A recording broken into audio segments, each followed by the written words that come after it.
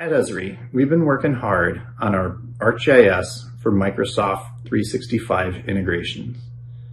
The products that we integrate with so far include Office, SharePoint, Power BI, and Microsoft Teams.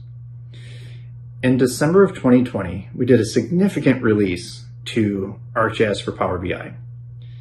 By popular demand, we added the support for your data that contains a lat long, or XY, to be embedded in reports within another website, or you can take those reports and publish those to the web, meaning they're publicly accessible for everyone.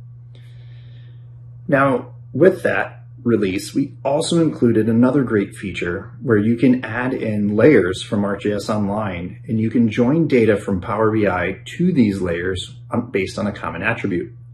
Now, as you interact with the layer selection tool and you select different pieces of geometry, it will drive the charts and other visuals within your BI report. Last but not least in this release, we also made a significant change to the licensing model.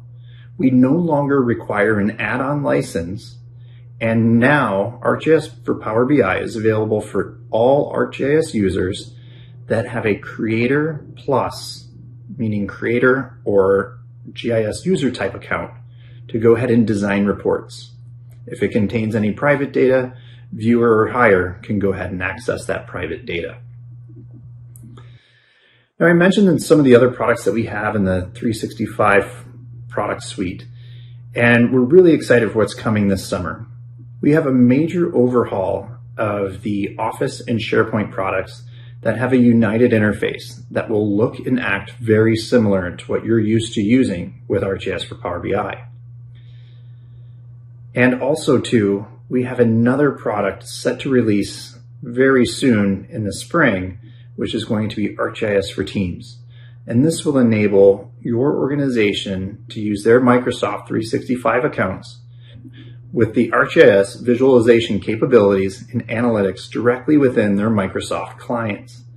And once they go ahead and make their maps or publish some data, this same content can be shared out and now becomes discoverable through Microsoft Teams.